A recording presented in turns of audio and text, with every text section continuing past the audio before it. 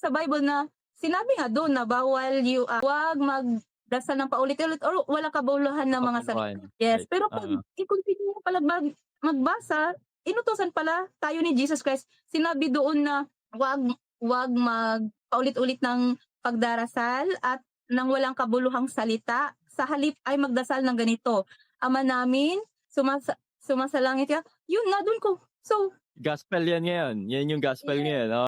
Oo, so oo. yun, ibig po, ibig sabihin, exempted pala itong Our Father na prayer. Hindi pala itong ibig sabihin na sinasabi na bawal na paulit-ulitin. Kasi sa Mm. halip, di ba sinabi ni Jesus doon na sa halip ganito kayo magdasal.